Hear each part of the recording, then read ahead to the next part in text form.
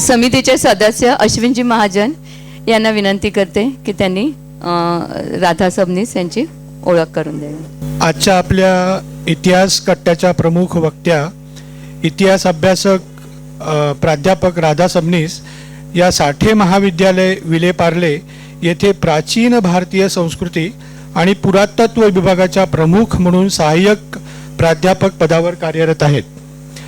त्या मागील 17 वर्षापासून इतिहास विषयाचे अध्यापन करत आहेत.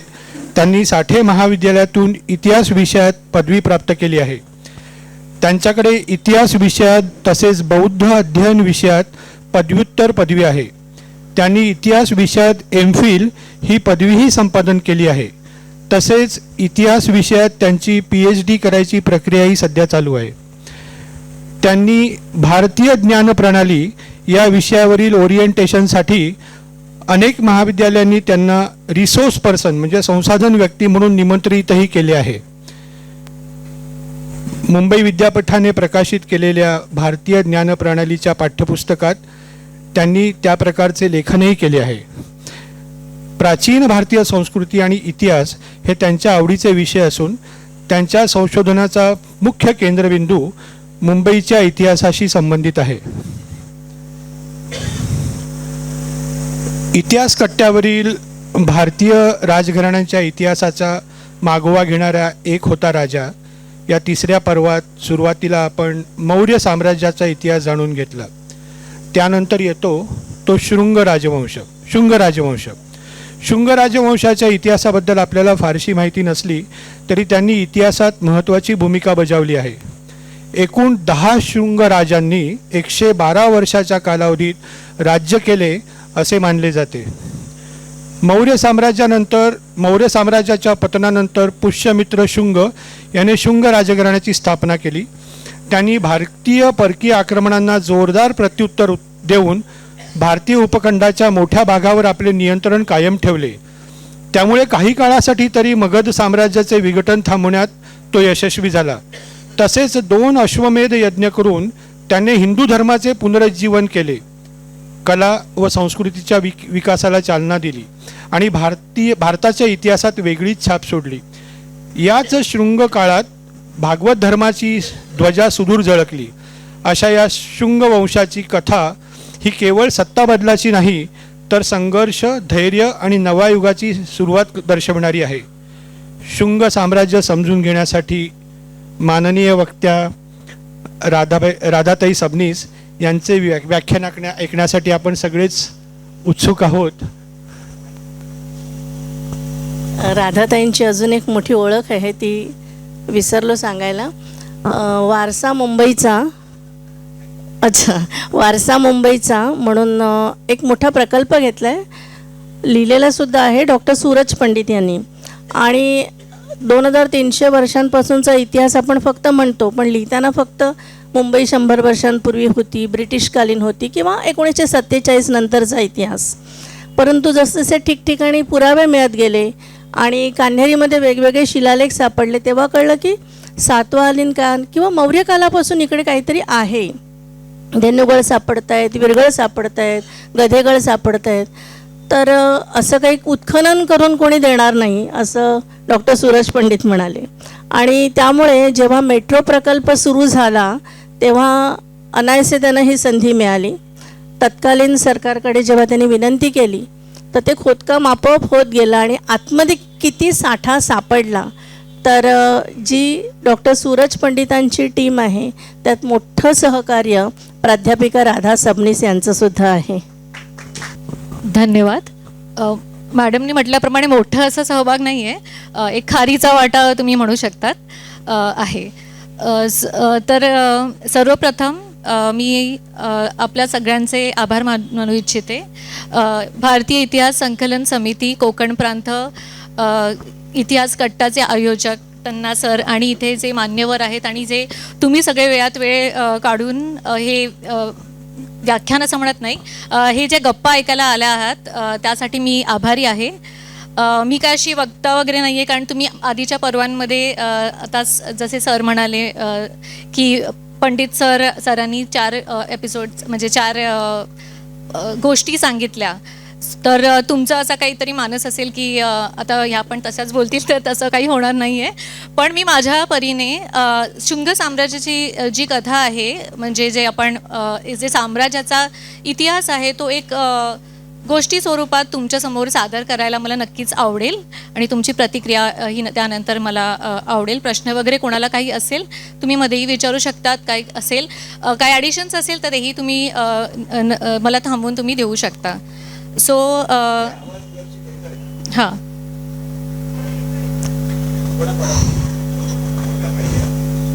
हॅलो, येतो आवाज?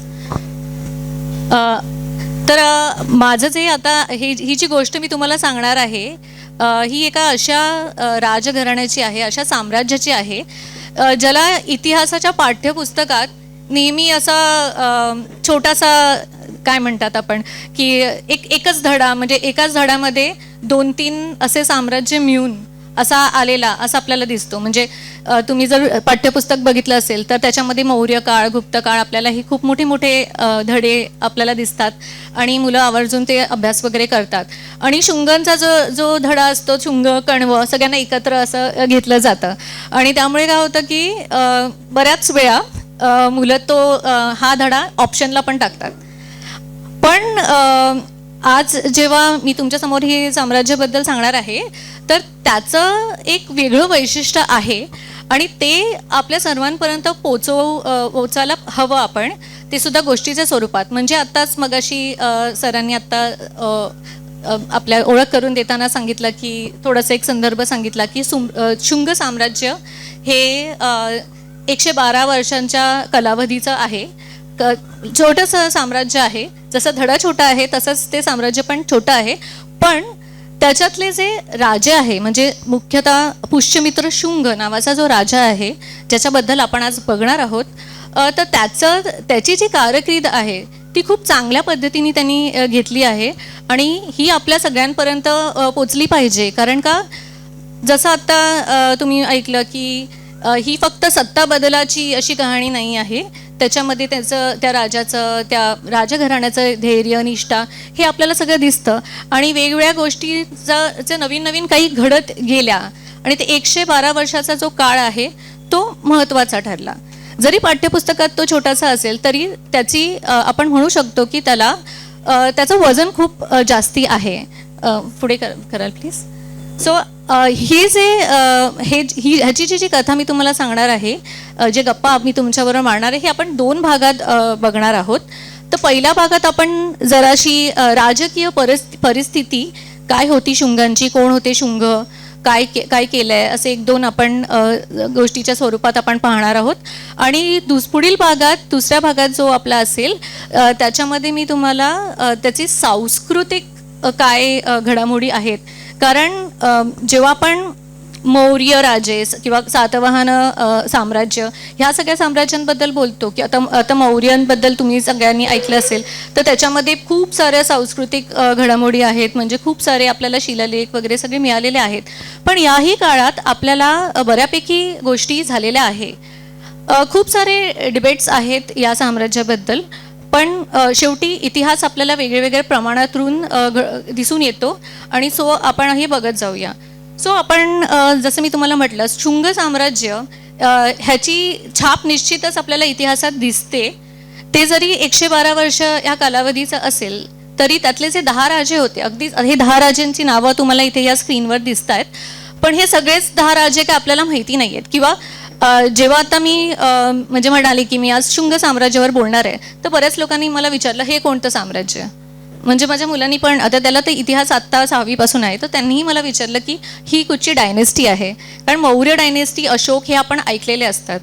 पुष्यमित्र शुंगचं नाव आपण जास्ती ऐकलेलं नाही आहे आणि म्हणूनच आज आपण त्याच्याबद्दल माहिती करून घेऊयात की नक्की तो असा वेगळा का आहे आणि त्याच्याबद्दल बोलायचं म्हणजे काय बोलायचं आहे.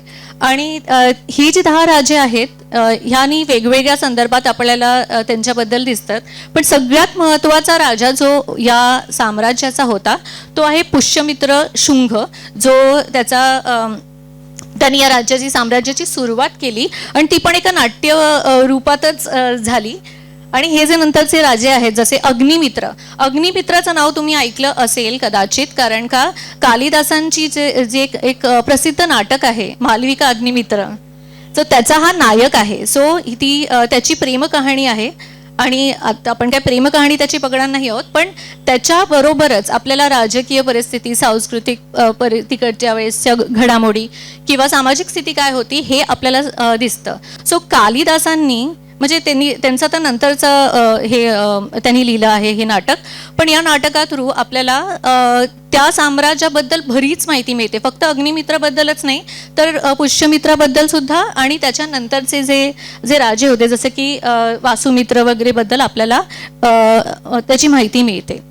आता हे जे 5वे 6वे 7वे 8वे 9वे 10वे असे जे राज्य आहेत त्यांच्याबद्दल फारशी अशी तुम्हाला इतिहासात च्या पाठ्यपुस्तकात तर तुम्हाला त्यांची नावं फक्त एक शेवटचा पॅरेग्राफ ह्याच्यामध्ये तुम्हाला दिसेल.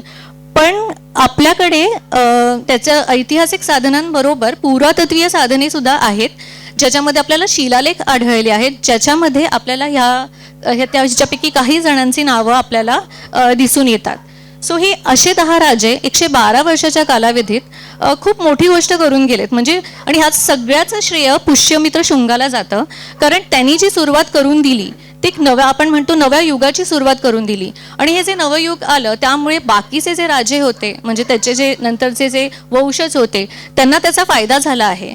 सो पुढची स्लाईड आपण जाऊया. आता आपल्याला माहिती आहे की इतिहासाचा अभ्यास करताना साधने ही खूप महत्त्वाची असतात, सोर्सेस हे खूप महत्त्वाचे असतात. मग ते ऐतिहासिक साधने असू देत किंवा पुरातत्वीय साधने, हे दोन्हीचं मिळून आपल्याला आपला तो एक असं एक पझल असतं ना की आपण ते जोडायला पाहिजे. सो ते आपण जोडतो. तो शुंग साम्राज्याबद्दल आपल्याला बरेच ठिकाणांहून बरेच ऑथेंटिक सोर्सेस आपल्याकडे आहे. जसे की वैदिक ग्रंथात आपल्याला बरेचसे उल्लेख आढळतात की शुंग राजांबद्दल, शुंग साम्राज्याबद्दल काहीतरी ना काहीतरी आपल्याला माहिती मिळते. उपनिषदमध्ये आहे, बृहदारण्यक उपनिषदामध्ये त्याचे तुम्हाला रेफरन्सेस मिळतात, उल्लेख येतात. सो त्याच्यामध्ये पण आपल्याला दिसून येतं की काय काय गोष्टी त्यांनी केल्या आहेत किंवा पुराणांमध्ये की त्याचे आपल्याला माहिती मिळते. पतंजली त्यांचं जे महाभाष्य आहे त्याच्यामध्येही आपल्याला शुंग साम्राज्य त्याचे काही असे काहीतरी उल्लेख आपल्याला आढळतात. आता आपल्याला माहिती आहे की महाभाष्य हे एक व्याकरणावरती आहे, पण त्याच्याशी रिलेटेड पण आपल्याला काही समजतं. आत्ताच म्हटल्याप्रमाणे कालिदासांचे जे प्रसिद्ध नाटक आहे मालविका अग्निमित्रम, सो त्याचा तर नायकच सो ते शुंग साम्राज्याच्या पार्श्वभूमीवरच हे एक नाटक आहे जे कालिदासांनी आपल्या काय म्हणतात आपल्या शैलीत त्यांनी जे लिहिलं आहे. म्हणजे ते तर लेजंड आहेत, त्यांच्याबद्दल तर आपण काहीच बोलणार. बाणभट्टाचे हर्षचरित जे हर्षवर्धन ह्याचं ते चरित्र आहे खरं तर, जो खूप नंतरचा राजा आपल्याला आहे 7व्या शतकातला वगैरे. पण त्याच्याही बाणभट्टांनी त्याही माध्यमातून आपल्याला काही उल्लेख तिकडे आपल्याला दिसतात. म्हणजे जसं मी आता तुम्हाला मगाशी म्हटलं की पुष्यमित्र शुंग ह्यानी नवीन साम्राज्याची सुरुवात केली आणि त्याचं एक नाट्यमय वर्णन आहे ते आपल्याला बाणभट्टाच्या हर्षचरितामधून मिळतं की नक्की काय घडलं होतं ते आपण पुढे बघूच. त्याच व्यतिरिक्त आपल्याला पुरातत्वीय साधने म्हणजे जेवढी ऐतिहासिक साधने महत्त्वाची असतात तेवढीच पुरातत्वीय साधने महत्त्वाची असतात. जो काही आपल्याला शिलालेख मिळाले आहेत आणि त्या शिलालेखामध्ये आपल्याला त्या वेगवेगळ्या शुंग राजांचा सम्राटांचा काही उल्लेख आहे की त्यांनी हे केलं आहे ते केलं आहे. सो असं नाही आहे की आपल्याला शुंग साम्राज्याबद्दल फक्त काहीच माहीत नाही आहे.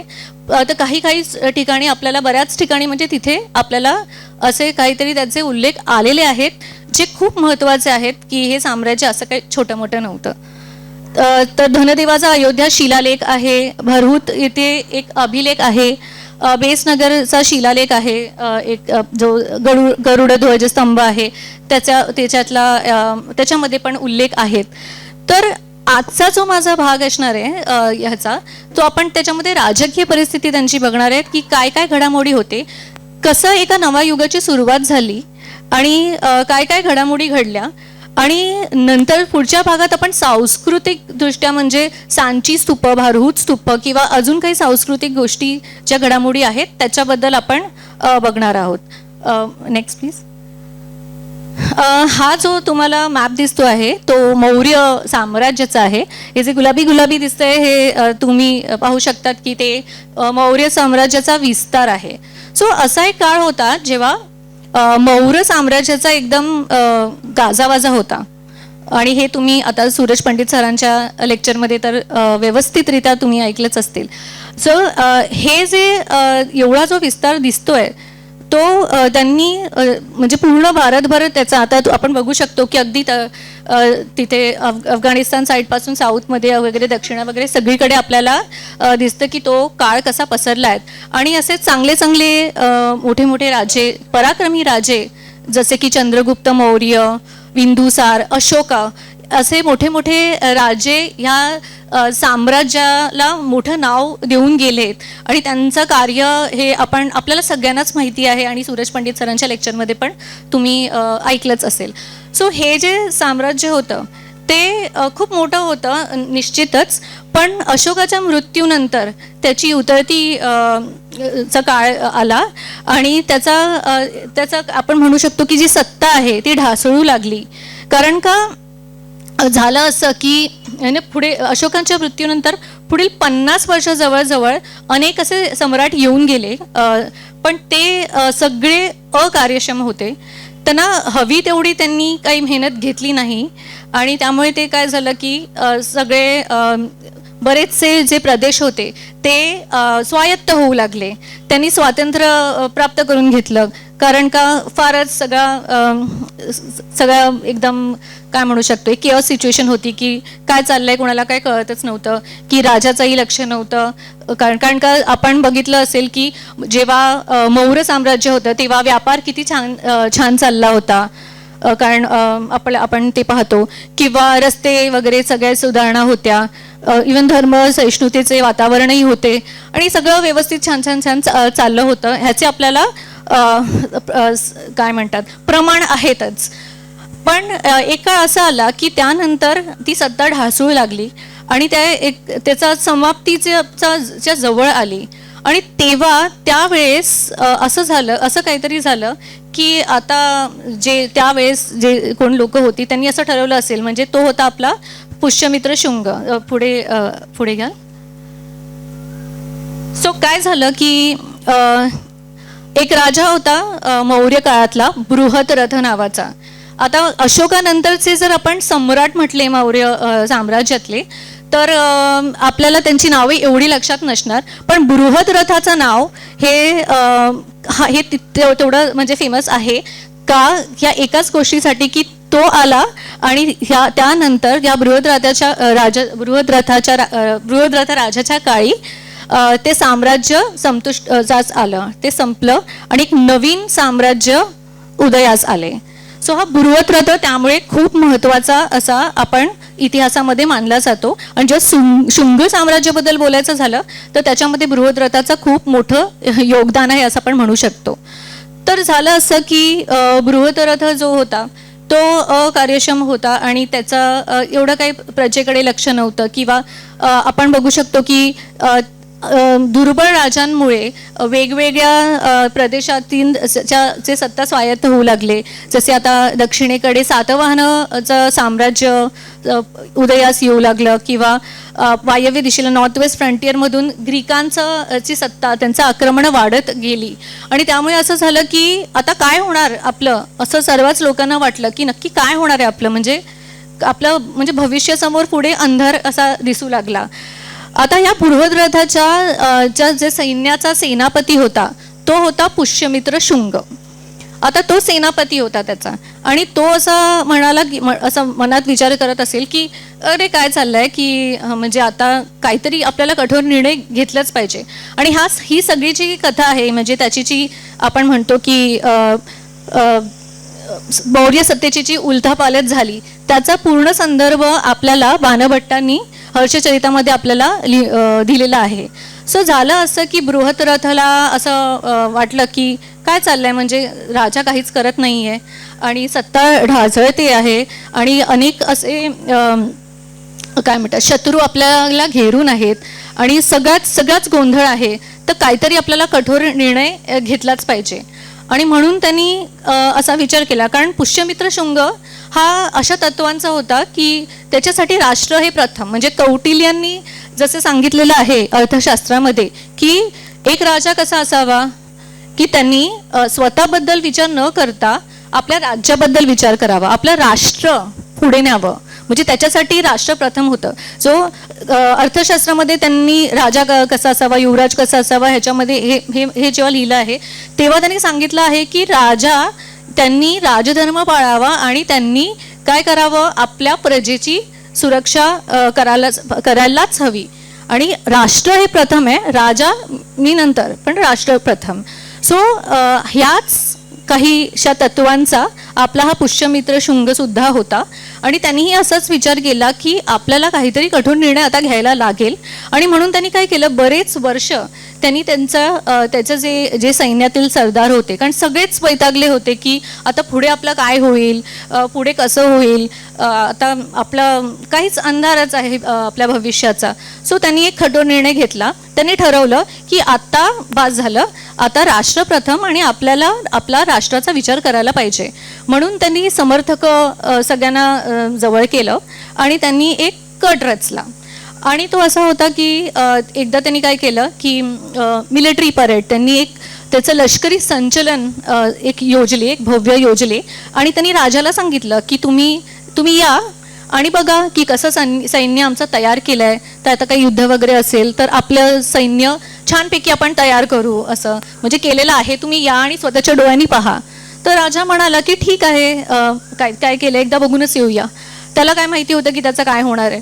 सो तो गेला आणि बघत होता वगैरे, अरे वा छान, हे असं एवढं सैन्य आहे आपल्याकडे आणि एवढं चांगलं आहे, ह्याचाही साक्षात्कार त्याला बहुधा झाला असावा. आणि मग हा म्हणाला आपला पुष्यमित्र शुंग की तुम्ही बघा, तुम्हाला काय आहे प्रश्न असेल सैन्याशी रिलेटेड तर तुम्ही विचारू शकतात वगैरे. आणि तो पाहत होता. तर ह्या वेळेस पुष्यमित्र शुंगाच्या डोक्यात काय चाललेलं, त्यांनी एक कट रचला होता की आता राष्ट्रप्रथम हेच आपण जर मान्य केलंच आहे तर आता या राजाला काही आपण ठेवायचं नाही. आणि त्यांनी एका असावध क्षणी त्या बृहद्रथाचा खून केला, त्याची हत्या केली. आणि त्या क्षणी म्हणजे ह्या प्रसंगानंतर असं झालं की जे भव्य साम्राज्य होतं मौर्यांचं त्याचा अंत झाला आणि हे जे नवीन शुंग साम्राज्य होतं त्याचा उदय झाला. त्याच्या समर्थक सैनिकांनी सरदारांनी लगेचच त्याला राजा म्हणून घोषित केलं आणि सगळीकडे सांगितलं की आता मौर्य संपले आणि आता आपले शुंग राज्य प्रस्थापित झाले. सो हा जो प्रसंग होता तो बाणभट्टांनी खूप छान रीतीने सांगितला आहे. सो ह्याच्यावरून आपल्याला काही गोष्टी लक्षात येतात की जसं समकालीन राजकारणामध्ये पण आपण बघू शकतो की जर राजा काय म्हणतात जर कार्यक्षम असेल तर आपल्याला काहीतरी ठोस पावलं उचलावीच लागतील आणि ती त्यांनी घेतली.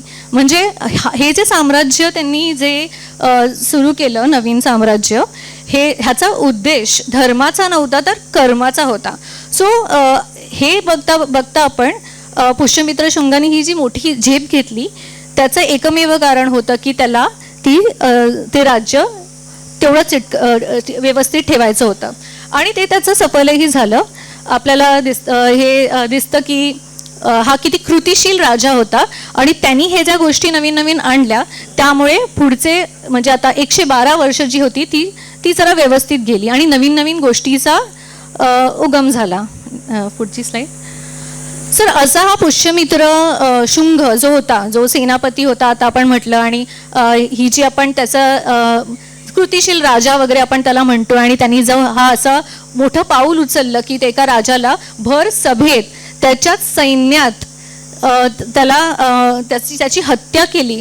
तर हे शुंग होते कोण, तर त्याचे वेगळे संदर्भ बऱ्याच लोकांनी आपल्याला दिलेले आहेत. जसे पुराणामध्ये आपल्याला कळतं की पुष्यमित्र हा शुंग कुटुंबाचा होता. पाणिनींनी सांगितलं आहे की तो भारद्वाज गोत्राचे होते ते आणि ब्राह्मण कुळातली जोडलेले गेलं आहे. आहेत. वैदिक ग्रंथांमध्ये शुंग आचार्यांचे असे खूप उल्लेख आलेले आहे. आणि बृहदारण्यक उपनिषदमध्ये तर सौंगी पुत्र असा आचार्य म्हणून पण उल्लेख आलेला आहे.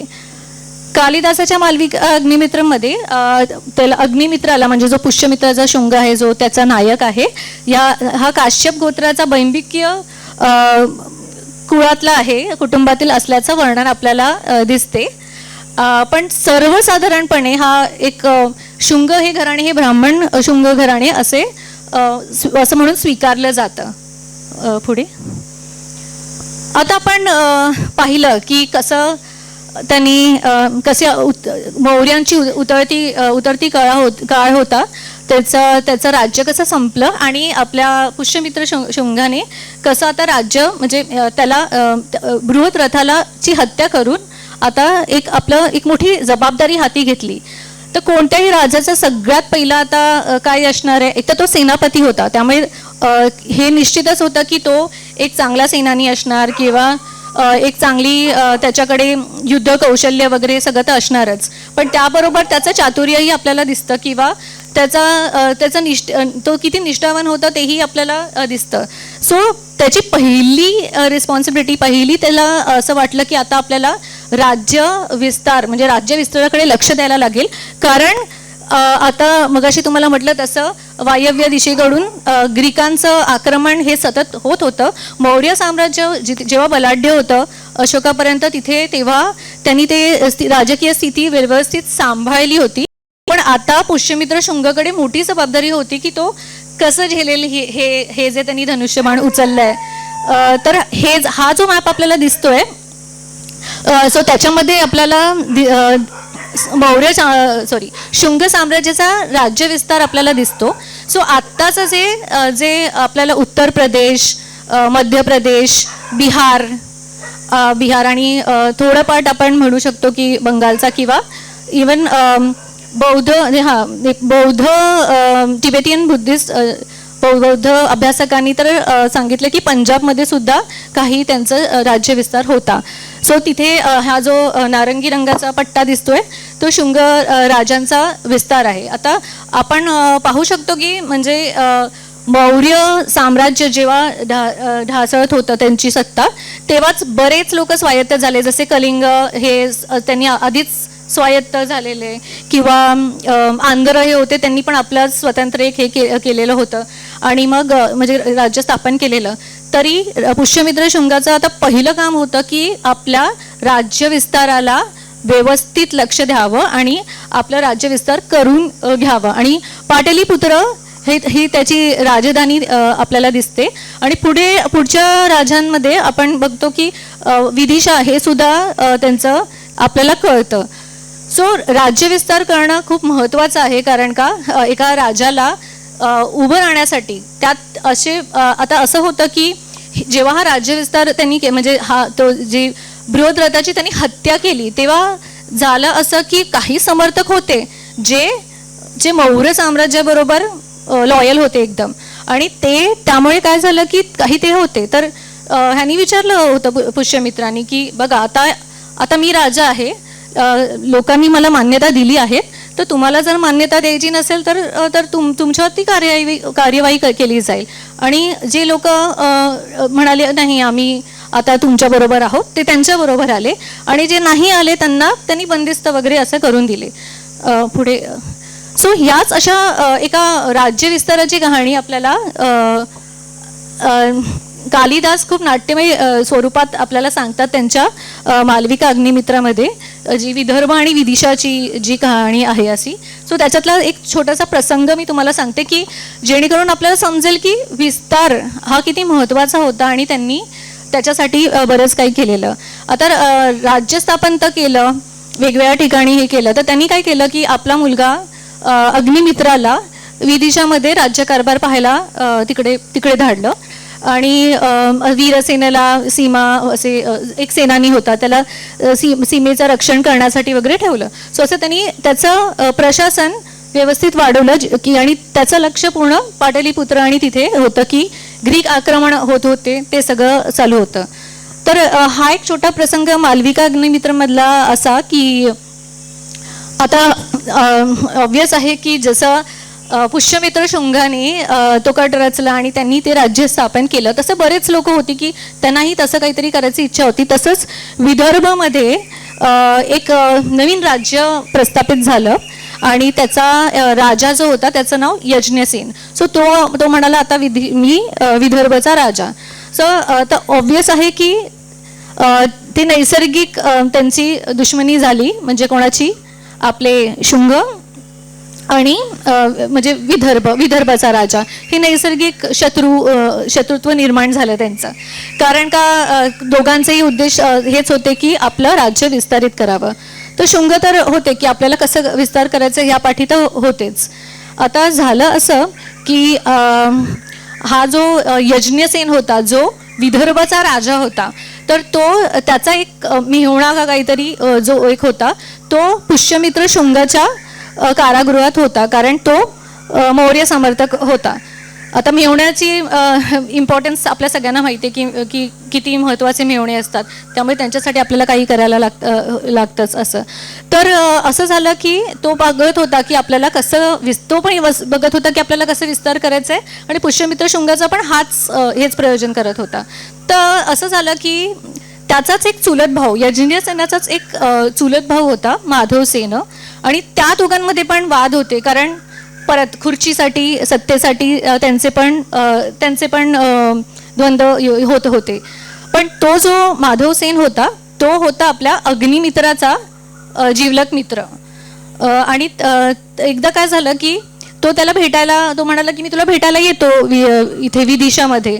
तर तो येत होता. आता यज्ञसेनाला जेव्हा हे समजलं की माझा चुलत भाऊ माधवसेन हा अग्निमित्राचा मित्र तर आहे, त्याला माहिती होतं, पण तू त्याला भेटायला जाते, तर त्याला असं वाटलं की काहीतरी कट असेल, काहीतरी कारस्थान असेल की मला कसं इथून बाहेर काढायचं, असं काहीतरी ते लोक विचार करत असतील, आणि म्हणून ते लोक भेटायला जात असेल. म्हणून त्यांनी काय केलं की त्याच्या एका मंत्र्याला सांगितलं, एका सचिवाला सांगितलं की ह्याला तिथे जाऊन द्यायचं नाही, त्याला तिथल्या तिथे अटक कर. आणि त्यांनी माधवसेनला अटक केली.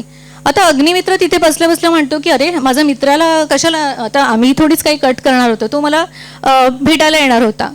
आणि आता अजून एक मजेदार गोष्ट म्हणजे त्याच माधवसेनची जी बहीण होती ती मालविका, या मालविका अग्निमित्रमधली आपली जी नटी आहे ती. सो ते एक वेगळंच प्रकरण आहे. तर इथे असं झालं की आता माधवसेनला अटक केली आहे, आणि अग्निमित्रनी मग त्याला आपला एक राजदूत पाठवला, आणि त्यांनी त्याला सांगितलं की तू विचार की काय झालं, माझ्या ज्या मित्राला सोड, कारण का तो मला सहजच भेटायला येतोय. सो त्यांनी असं सांगितलं, तो राजदूत आला आणि त्यांनी त्याला सांगितलं की ह्याला सोडा, की तो फक्त नुसतंच भेटायला जातोय. तर हा म्हणला की यज्ञसेन असं म्हणाला की ठीक आहे, मी तुला सोडतो, मग माझा जो मेहुणा आहे त्याला सोडा तुम्ही, मग मी ह्याला सोडतो. मग अग्निमित्राला जेव्हा हे लक्षात आलं, तेव्हा त्याला समजलं की हे म्हणजे आता मी तर तुम्हाला नीट सांगतोय, तर तू आता हे असं करतो, आता माझे वडील थोडीच ऐकणार आहेत, कारण एवढं त्यांनी प्रस्थापित केलं आहे आणि हेच चुकीचं आहे. आणि म्हणून मग तो काय करतो, तो वीरसेनाला पाठवतो आणि आदेश देतो की त्याच्याबरोबर युद्ध करा, यज्ञसेनाबरोबर. आणि मग ते युद्ध होतं, आणि त्या युद्धामध्ये यज्ञसेन पराभव होतो. आणि हे युद्ध झाल्याच्या नंतर पुष्यमित्र असं सांगतो की आता ही जी गडबड चालली आहे, जर विदर्भ तुम्हाला हवं असेल तर तुम्ही काय करा, ते दोघा भावांमध्ये वाटून घ्या आणि त्याचं वर्चस्व माझ्याकडे राहील.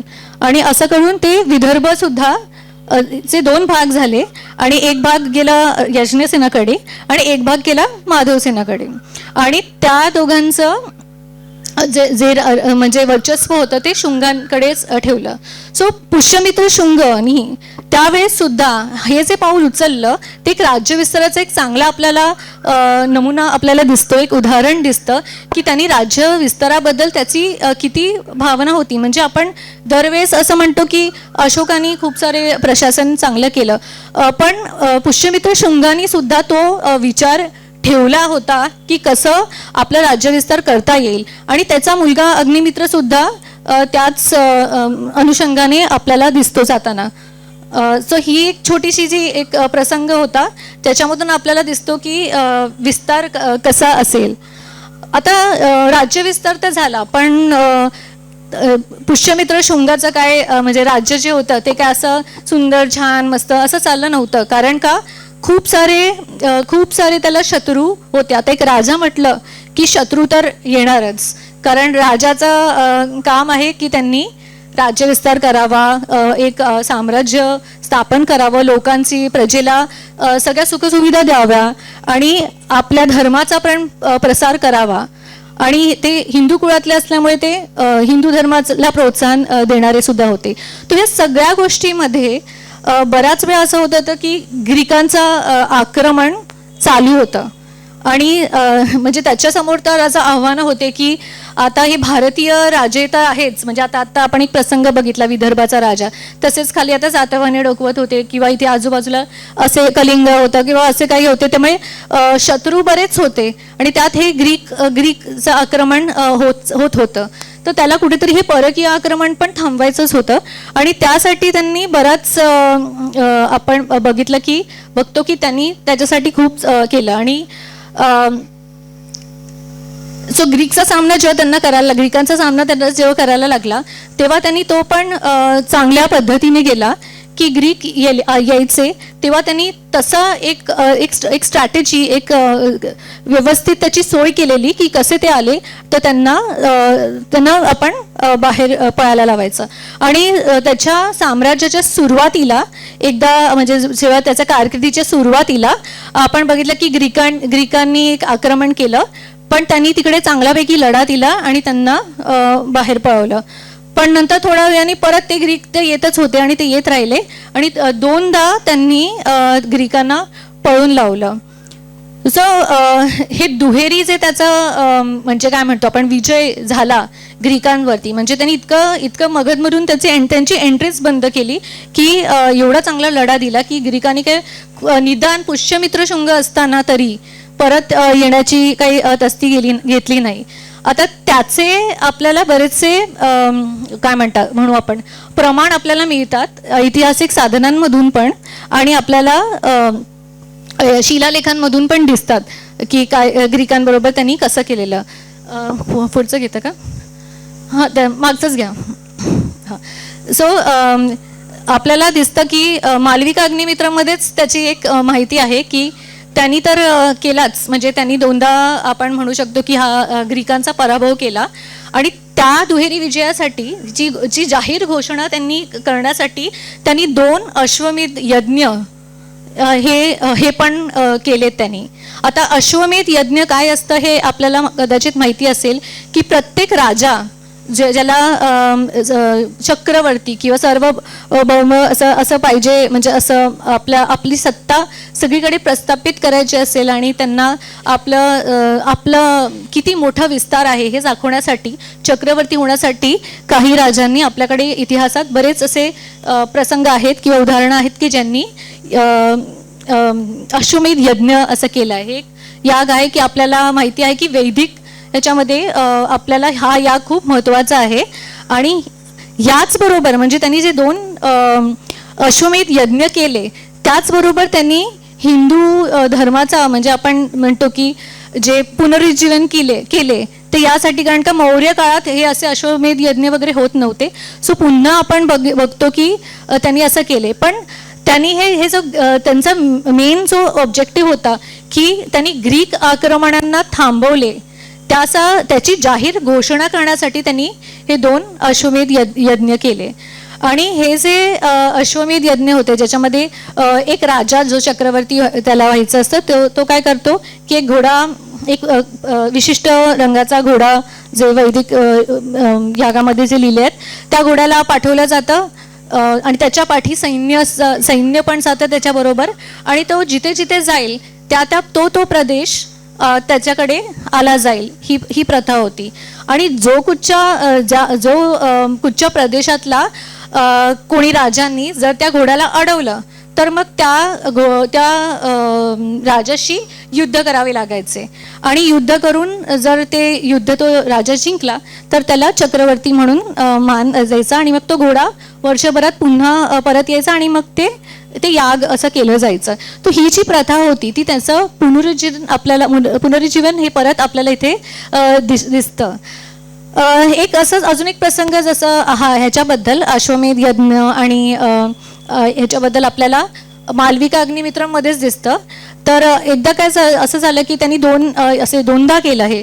तर एकदा त्यांनी अश्वमेध यज्ञासाठीचा घोडा त्यांनी पाठवला पुष्यमित्र शुंगाने, आणि त्याचा नातू जो वसुमित्र जो होता, जो अग्निमित्राचा पुत्र होता, सो त्याला जबाबदारी दिली की ह्या घोड्याला तू सांभाळायचं, म्हणजे हे अश्वमेध यज्ञ व्यवस्थित तू करून घ्यायचं.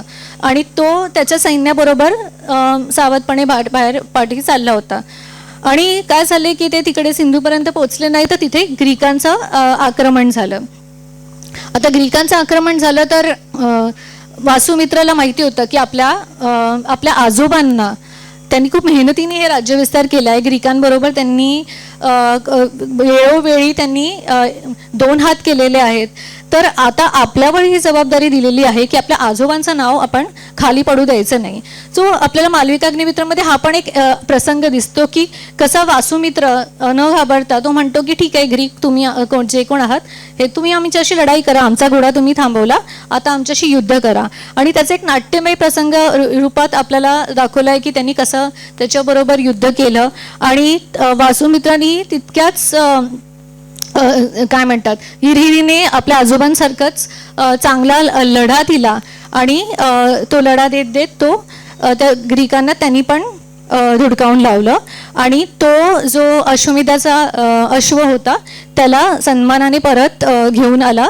आणि ज्याच्यामुळे पुष्यमित्र शुंग अजूनच सुखावला की म्हणजे जे मी बीज रोवले आहे ते आता आपली पुढची पिढी पण सांभाळत आहे. आणि हे जे अश्वमेध यज्ञ आहे ते असे अनेक यज्ञ होत जातील आणि आपले अनेक वर्ष जी आपली हिंदू संस्कृती जी मागे पडली होती ती पण आता त्याच्याबरोबर पुढे जात जाईल. आणि या एका विश्वासाने तो खूप खुश झाला. सो त्याच्यामुळे वासुमित्राचा पण या गोष्टीसाठी उल्लेख आपल्याला मालविका अग्निमित्रांमध्ये दिसतो. ह्याच गोष्टी बरोबरच आपल्याला पुष्यमित्रांनी, म्हणजे आता आपण काही म्हणतात की त्यांनी लिहिलं असेल किंवा खरंच आज घडलं की नाही घडलं. आता कालिदासांवरती तर कोणी शंका घेणार नाही कारण आपल्याला सगळेच माहिती म्हणजे ते माहितीच आहेत. तर ह्या अश्वमेध यज्ञाचा जो काय म्हणू शकतो आपण एक प्रमाण, अजून एक प्रमाण आहे जे पुरातत्वीय प्रमाण आपण म्हणू शकतो. एक शिलालेखाच्या अनुषंगाने आपल्या समोर येतं. जसा हा एक धनदेवाचा अयोध्याचा शिलालेख आहे. हा शिलालेख आपल्याला साधारण नंतर मिळालाय. म्हणजे हा जो शिलालेख आहे तो ब्राह्मीमध्ये आहे आणि हा अयोध्यामध्ये एका मठामध्ये सापडला गेला आणि त्याच्यामध्ये ब्राह्मी लिपीमध्ये कोरलेला आहे. ज्याच्यामध्ये असं त्याचं हे भाषांतर आहे की धन देवभूती इत्यादी कोसलाचा स्वामी कौशिकीचा पुत्र सेनापती पुष्यमित्राचा 6वा ज्याने 2दा अश्वमेध केला होता, धर्मराजाचे वडील फाल्गुदेवाच्या सन्मानार्थ एक मंदिर किंवा इतर स्मारक उभारले. असा हा काहीसा त्याचा संदर्भ आहे. तर ह्यामध्ये आपल्याला कळून येतं की पुष्यमित्र शुंगाने अश्वमेध यज्ञ 2दा केलेला आहे. सो ह्याची नोंद आपल्याला या शिलालेखाद्वारे आपल्याला मिळालेली आहे. आणि हा जो धर्मराज म्हणजे जो दिसतोय आपल्याला राजा, तो त्याच्यामध्ये असं लिहिलंय की तो 6वा वंशज आहे. आता मगाशी मी तुम्हाला जी पहिल्या स्लाइडमध्ये 10 नावं सांगितलेली त्याच्यात ह्याचं नाव नाही आहे, पण तो त्याच्याशीच रिलेटेड आहे. म्हणजे काही म्हणतात की तो कोसलचा स्वामी होता आणि तो त्याच राज्यात होता, पण बरेचसे प्रमाणामध्ये आपल्याला मिळतं की त्याचं नाव असे वेगळे होतं. आणि धर्मदेव जो आहे तो 6वा पुष्यमित्राचा 6वा वंशज, जो 6वा त्या साम्राज्यामधला जो 6वा राजा होता तो आपल्याला त्याचं इथे दिसतंय. सो अश्वमेध यज्ञ करण्याचं मुख्य कारण तर त्यांनी पुष्यमित्रांनी सांगून ठेवलेलं आहे की त्यांनी जे ग्रीकांचं आक्रमण रोखले वगैरे होते तेव्हा त्याचा एक काय म्हणतात आपण एक जाहीर करावा, त्याचा विजय झाला ती ही जाहीर घोषणा करावी त्यासाठी होतं. आणि मग नंतर त्याच्या नातवानी वगैरे पुढे पण आपल्याला दिसतं की ग्रीक आक्रमण असे होत गेले. सो इकडे हा जो संदर्भ आहे हा खूप महत्त्वाचा संदर्भ आहे, कारण तो पुरातत्वीय संदर्भ आहे की तो त्यावेळेस कोणीतरी त्याची नोंद घेतलेली आहे. सो आपल्याला काही शिलालेखांमधून आपल्याला कळतं की ह्या गोष्टी तिथे होत्या, तिथे चालत होत्या.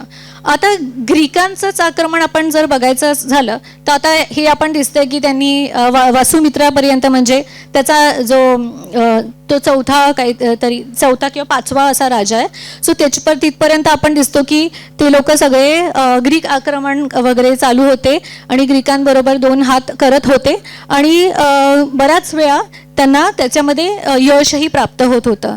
पण आपल्याला नंतरच्या याच्यामध्ये असं आढळतं की परकीयांबरोबर सुद्धा या साम्राज्यांनी मैत्रीरूप असे संबंध वाढवले गेले. म्हणजे नंतरच्या काळात आपल्याला कळतं की जे ग्रीक येत राहिले आणि त्या राजांनी, शुंग राजांनी त्यांच्याबरोबर मग नंतर मैत्रीचे संबंध रुजू केले आणि ते सुद्धा इकडचे होऊन गेले. आणि हे मी कशा अनुषंगाने सांगते, आपल्याकडे ऐतिहासिक साधने तर आहेच, पण त्याच्याचबरोबर एक पुरातत्वीय साधन सुद्धा आहे पुढील हे. सो आणि ते आहे भेसनगर येथील गरुडध्वज, जो हेलिओडोरस हा जो ग्रीक हा होता, काय म्हणू शकतो आपण, ग्रीक ॲम्बॅसेडर होता, जो दूत होता ग्रीक राजांचा, तो पूर्णपणे भागवत पंथाचा झालेला होता. आणि ते आपल्याला कसं कळतं, हा जो गरुडध्वज आहे त्याच्यामध्ये एक इन्स्क्रिप्शन आहे, त्याच्यामध्ये एक शिलालेख आहे जो आपल्याला सांगतो, म्हणजे तिथे त्याचं एक सार लिहिलेलं आहे की काय नक्की त्याच्यामध्ये होतं की देवांचेही देव वासुदेव याचा हा गरुडध्वज येथे भागवत हेलिओडोरस द्वारा स्थापित केला गेला, जो दियाचा पुत्र तक्षशिलेचा निवासी महाराज अंतलिकेत कडून राजा काशीपुत्र भागभद्र त्राता वर्धमानाकडे त्याच्या राज्याच्या 14व्या वर्षी आलेला यवन दूत होता. सो याच्यात आपल्याला क्लिअर समजतं की हा जो हेलिओडोरस होता तो एक ग्रीक दूत होता जो इथे आलेला होता. आणि गरुडध्वज ही जी संकल्पना आहे ती भागवत वैष्णव पंथाशी संबंधात आहे. सो आपल्याला या शिलालेखामधून असं दिसतं की हा वासुदेवाच्या प्रेमात आहे किंवा भागवत पंथ आहे, कारण त्यांनी परम भागवत स्वतःलाही म्हणून घेतलेला आहे. सो ह्या शिलालेखामुळे आपल्याला असे कळून चुकते की शुंगांनी, कारण का हा जो राजा दिसतोय की नाव पण इथे तर नाव पण व्यवस्थित आहे, राजा काशीपुत्र भागभद्र. सो हा भागभद्र हा त्या लिस्टमध्ये पण मगाशी होता, तर त्याचा उल्लेख आहे. सो हा जो राजा होता त्याचा ठिकाणी आलेला होता आणि त्यांनी हेलिओडोरसनी, जो ग्रीक आहे, जो परकीय आहे, त्याला हिंदू धर्म भागवत धर्माशी काही संबंध नाही असा तो माणूस तो इथे येतो आणि स्वतःला परम भागवत म्हणवतो आणि वासुदेवासाठी, भागवता पंथासाठी तो एक गरुडध्वज बनवतो आणि त्याचं स्मारक उभं करतो. आणि म्हणजे याच्यावरून आपल्याला दिसतं की शुंग राजांनी हा त्यांचा जो हिंदू धर्म होता तो किती प्रस्थापित व्यवस्थितरित्या केला आहे. म्हणजे जसं मगाशी मी तुम्हाला म्हटलं की बऱ्याचशा नवीन गोष्टी जे हिंदू धर्माचे होते, जे वैदिक पद्धती होत्या, तो आपल्याला पुन्हा रुजू झालेल्या दिसल्या आणि त्याचा फक्त इम्पॅक्ट फक्त त्यांच्यावरच नव्हता, तर बाकीच्या जे परकीय होते, म्हणजे जिथे आता आपण बघत होतो की पुष्यमित्र शुंग त्यांच्याबरोबर 2 हात करतोय आणि वासुमित्र पण करतोय आणि त्याच्यासाठी ते खूप काय कष्ट घेत आहेत आणि त्यांनी कशा पद्धतीने त्यांना धुडकावून लावले, सिंधू नदीच्या काठावरूनच परतवले वगैरे, असे खूप सारे आपल्याला संदर्भ दिसतात. आणि मग नंतर अचानक आपल्याला ही एक स्तंभ दिसतं ज्याच्यावर शिलालेख असतो की ज्याच्यामध्ये लिहिलं असतं की तो हेलिओडोरस नावाचा परकीय तो परम भागवत आहे. सो म्हणूनच आपण म्हणू शकतो की ही जी हे जे आपलं साम्राज्य आहे, जे शुंग साम्राज्य, ज्याला आपण मगाशी म्हटल्याप्रमाणे पाठ्यपुस्तकात दुसऱ्या डायनेस्टीबरोबर, दुसऱ्या साम्राज्याबरोबर शेअर करावा लागतं एक धडा, त्या साम्राज्यांनी किती बदल घडून आणले आहेत. म्हणजे आपण बघितलं की त्यांनी राजाची हत्या केली आधीच्या, कारण तो अकार्यक्षम होता आणि त्यांनी पुष्यमित्रांनी कृतिशील राजा असल्याचं सगळ्या तत्व आपल्याला दिसतं की फॉलो केलं आहे त्यांनी. त्याचबरोबर त्यांनी असे संस्कार त्याच्या मुलांना सुद्धा दिले की तेही त्याच अनुषंगाने चालू लागले. अग्निमित्रांनी सुद्धा बऱ्यापैकी त्याचा विस्तार केला. त्याच्यानंतर वासुमित्र जो होता त्याचा आता आपण मगाशीच एक प्रसंग बघितला की कसं त्यांनी ग्रीकांचं आक्रमण केलं. आणि नंतर बरेचसे असे होते, आता मगाशी तुम्हाला सांगितलं की ते 10 राज्यापैकी सगळ्यांचंच काही मोठं योगदान नाही आहे, पण ही जी संकल्पना होती की हिंदू धर्माचा पुनरुज्जीवन किंवा जे आपल्याला जे राष्ट्र प्रथम, ही जी संकल्पना होती ती आपल्याला पुढे होताना दिसते. आणि जेव्हा आपण एखाद्या परकीयाला असं गरुड ध्वज इथे उभारताना बघतो आणि त्या शिलालेखामध्ये आम्ही परम भागवत आहे आणि माझा वासुदेव हा देवांचा देव वासुदेव आहे, त्याच्यामध्ये आपण खूप काही समजून जातो की असे साम्राज्य म्हणजे हे जे 112 वर्ष जी आहेत ती किती मोठी आहेत. म्हणजे जरी 112च वर्ष आपल्याला वाटत असेल तरी त्याची जी आत्ता आपण बघतो की जे समकालीन राजकारण चाललं आहे त्याच्यामध्ये किती एक काय म्हणू शकतात साम्य आहे.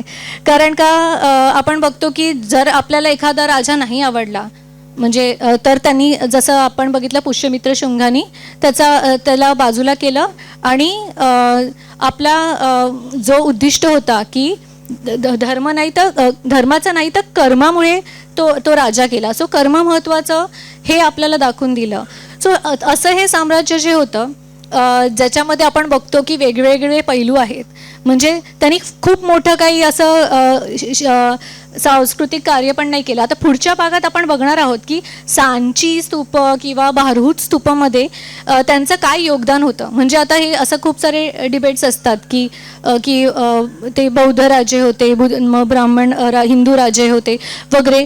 तर ही जी संकल्पना जर आपल्याला दिसतं त्याचं उत्तर आपल्याला पुढच्या भागात मिळेल की सांची स्तूप, भारहूत स्तूप ह्याच्यामध्ये त्यांचं किती योगदान आहे आणि हे सगळे बौद्ध धर्माशी रिलेटेड आहे.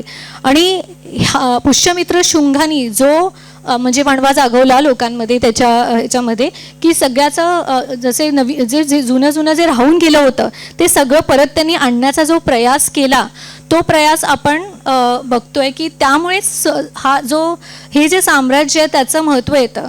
आता त्याचा अंत कसा झाला आणि त्याच्याशी सांस्कृतिक घडामोडी काय आहेत हे आपण पुढच्या भागात बघणार आहोत.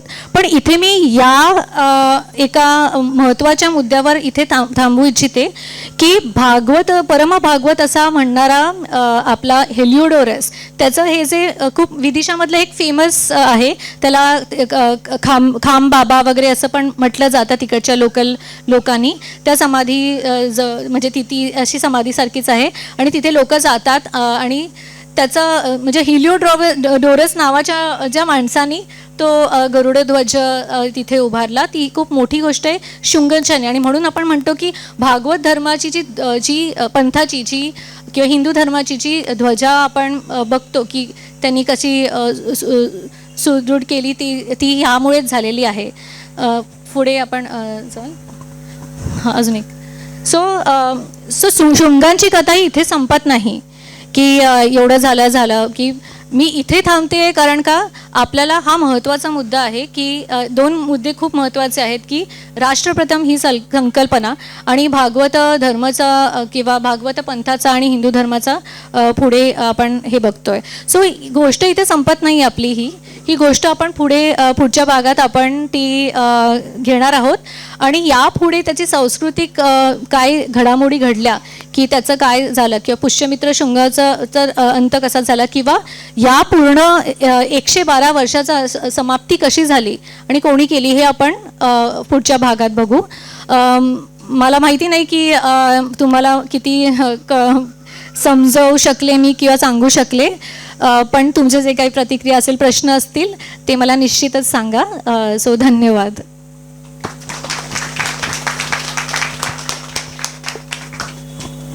कोणाला काही विचारायचं असेल किंवा काही सांगायचं असेल याच्याबद्दल जे माझ्याकडून राहिलं असेल तर तुम्ही सांगू शकता. मौर्य घराण्याचे जे शेवटचे राजे होते त्यांची सत्तेवरची पकड खूप ढिली झालेली दिसते. त्यामुळे बाकीचे राजे त्यांचं मानत नाही असं दिसतंय. त्यामुळे ते स्वतंत्र साम्राज्याची घोषणा आणि परस्पर भरपूर गोंधळ तुम्ही म्हटलं तसा जाणवतो. तर त्यामुळे जे ढिलं झालेलं साम्राज्य असतं त्या कोण कोणाचं मानत नाही.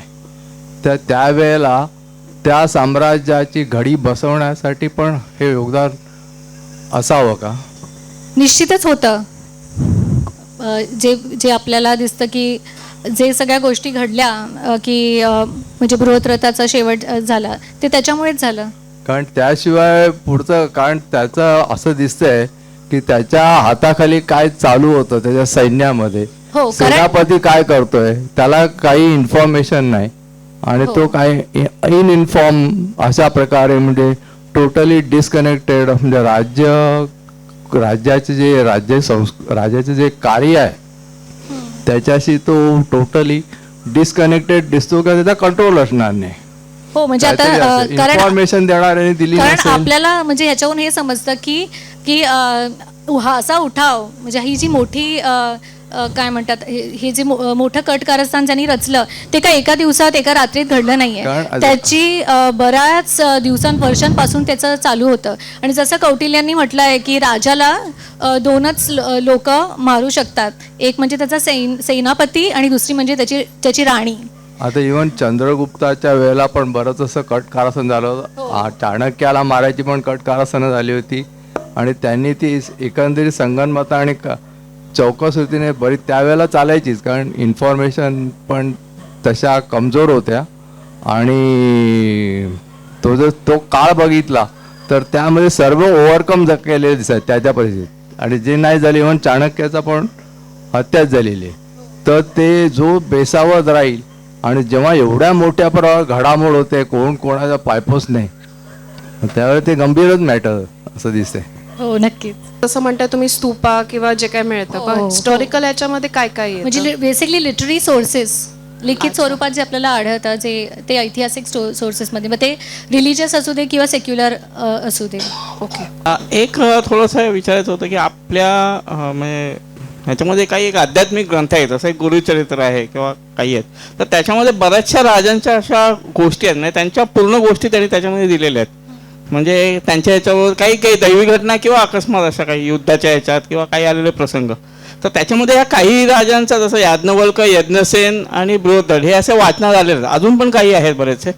तर त्यांचा आणि ह्याच्याशी त्यांनी पण त्याच्यातनंच अशी माहिती असून ते केलं असावं किंवा त्यांच्याकडे पण ज्यांनी आध्यात्मिक ग्रंथ लिहिले किंवा आता ते खूप जुने आहेत तर त्यांच्याकडे पण ती माहिती एक जिनियन असावी का त्यांनी तयार केलेली, असं काही असू शकतं का? असं आता आपण इतिहासात तर फक्त साधनं प्रमाण ह्यालाच महत्त्व देतो आणि प्रमाणाशिवाय तर कुठची घटना ही आपण इतिहास म्हणजे त्याचा काहीच उपयोग नाही होत. तर ज्यांनीही असे ग्रंथ लिहिले असेल तर त्याचं काही प्रमाण जर ते असेल तर ते योग्य, नाहीतर गोष्टी तर आपण लिहितोच, मग ते गोष्टी आपण म्हणजे फिक्शनल नॉन फिक्शनलमध्ये जातं.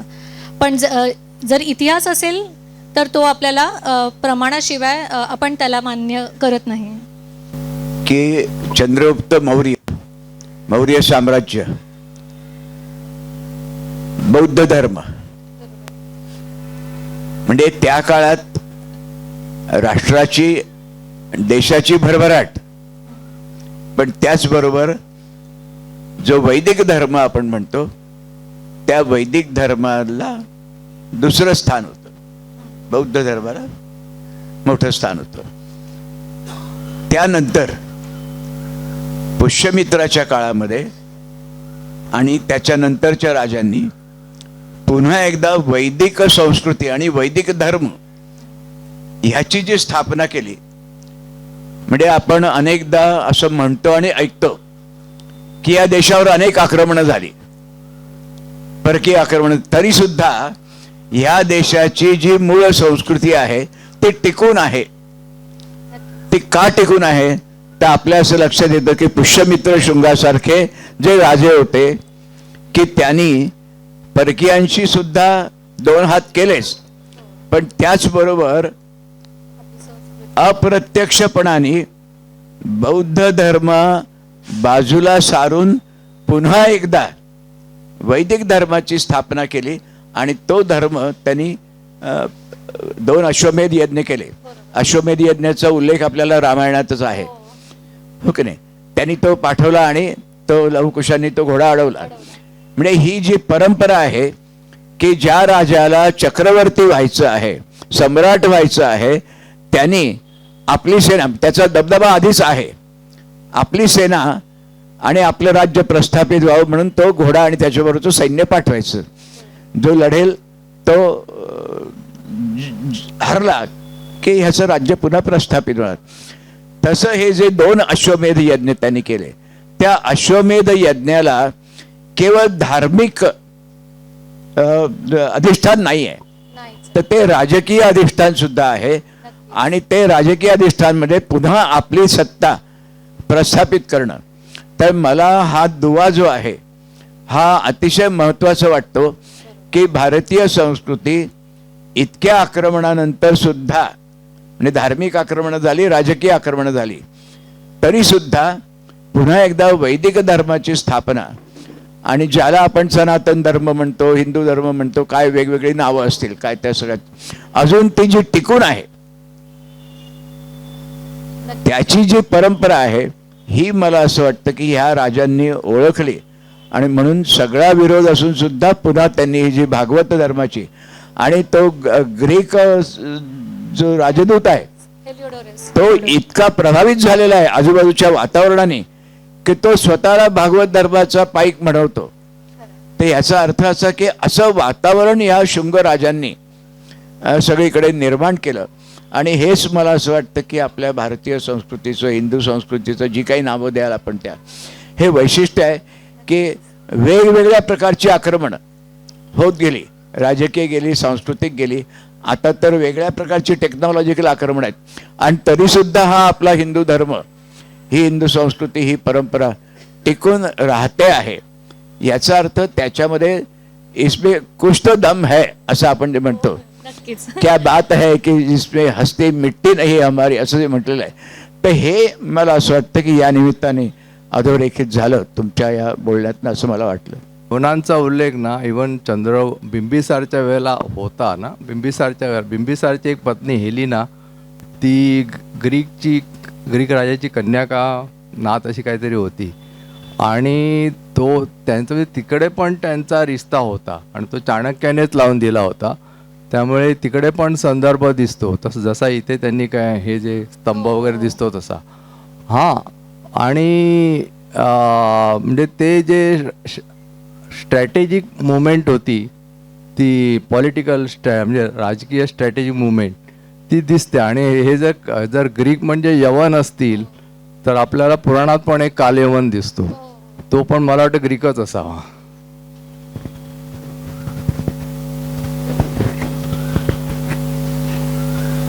सरांनी सांगितलं तसं सांस्कृतिक काही सिम्बॉलिक असं उभं राहण्यापूर्वी एक स्टोरी येते, ती फक्त खरी आहे की ती सांगा. पुष्यमित्र शृंगाने जो सिद्धार्थ गौतम, ज्याला तिथे बोधिसत्व ज्ञान प्राप्त झालं, तो जो वृक्ष होता तो नंतर त्याने पाडला, असं एक सिम्बॉलिक आहे. पण ते सिम्बॉलिक आहे की तो खरोखरच त्याने नष्ट केला होता, असं काही आहे. आपण आता पुढच्या भागात जेव्हा सांची स्तूप, Okay. भरून स्तूपाचं बघू, Sorry. तेव्हा त्याच्यामध्ये आपण ह्याच्याबद्दल थोडी आपण चर्चा करू नक्कीच. धन्यवाद. पुष्यमित्राची राजवट ही यशस्वी आहे कारकीर्द त्याची, पण तो प्रजेसाठी राजा म्हणून कसा होता, त्याचे काही ठळक वैशिष्ट्य आहेत का? प्रजेसाठी जेव्हा तो त्यांना सांभाळत होता तेव्हा त्याचे काही स्वतःची धोरणं असतील, हो. तर ती पुढच्या भागात आम्हाला सांगितलं तरी हरकत नाही. चालेल. एक आपण जेव्हा समराईज करू तेव्हा मग आपण त्याच्याबद्दल पण बोलू नक्कीच. राजा कल्याणकारी असं किती होता ते जाणायला आवडेल. समाज कल्याणाचं. म्हणून आज आपण इथे त्यांनी काय काय म्हणजे पूर्ण साम्राज्याचं काय काय कसे पुढे गेले ते आपण बघितलं. सांस्कृतिक घडामोडीच्या वेळेस आपण तेही बघू.